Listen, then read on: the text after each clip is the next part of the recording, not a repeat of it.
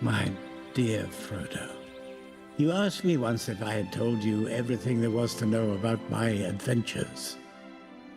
While I can honestly say I have told you the truth, I may not have told you all of it. Bilbo Baggins. I'm looking for someone to share in an adventure.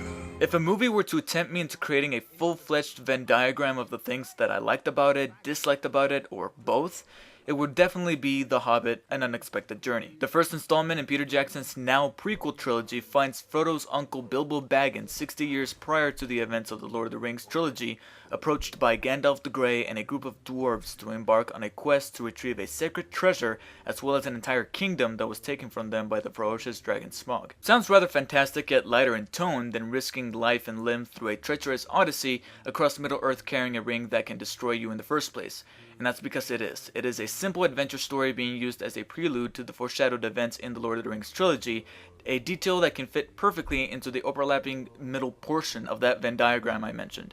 On the one hand, I enjoy the simplicity of the quest and makes for an excellent adventure filled with wonderful imagery and fantasy, taking me back to the Middle-earth I knew and loved from the previous trilogy. There are plenty of foreshadowing references throughout the film to the events in Frodo's journey, and it's a delight to see them build up. On the other hand, the lack of heavy emotional tone that the Lord of the Rings films had is a little daunting for me. I loved being scared and excited and having my heartstrings twisted in the previous films because it made me become more invested with the story and characters. Since The Hobbit is more lighthearted and comical, I was deprived of that somewhat. That's not to say that I wasn't invested or that I didn't care. I did, I was fully invested, but just not to the extent the Lord of the Rings films had me do. Now, some may argue that the book is lightly toned as well. I'll say right now I have not read the book, but if one were to argue with me and say the book had the same tone, that would not make me change my mind. I would probably have the same opinion about the book's tone as well. Also fitting in that middle portion would be the dwarves. One half of me thought that they were completely badass and likable, particularly Thorin, the leader, who ends up being the Chuck Norris of the dwarves. I mean, the guy takes on a 9-foot white orc with nothing but a slab of wood.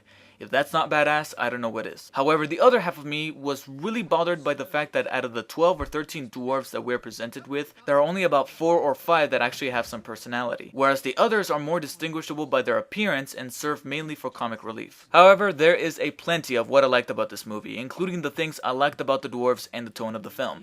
Martin Freeman as Bilbo was exceptional casting, and his character didn't connect with me at first due to how unsociable he was, but the film's running time worked in its favor in making Bilbo more likable to me.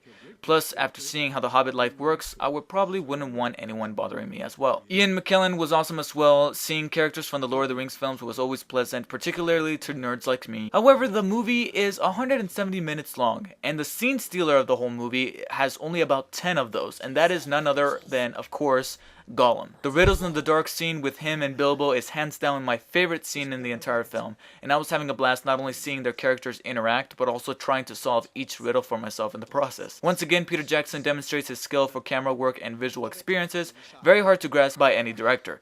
The cinematography painted upon Middle-earth is exactly how we remember it, mainly when we arrive in Rivendell, and the action sequences never hold back, particularly the goblin chase towards the end. I could watch that thing over and over and over. However, I do have some nitpicks from the other side of the spectrum. There were too many scenes that involved the dwarves, Gandalf, and Bilbo running from right to left, left to right, up and down, and too many situations where the particular fighting force disappears, making the others think that the force abandoned them only to reappear with reinforcements or power to help them out. I felt that situation was being repeated a few too many times.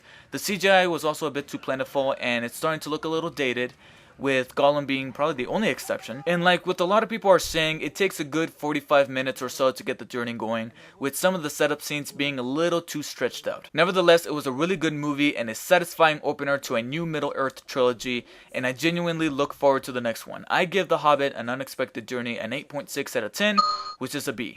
For more reviews and more, click the channel link below, and thank you guys for watching. I am now going to close this review with a prayer. Dear God, please do not let Peter Jackson go the way of George Lucas, because with all this fiasco about the 48 frames per second and this film having more CGI than the others, one can only hope the scene before the end credits of this movie is not a metaphor for what awaits the audience. Home is now behind you. The world is ahead.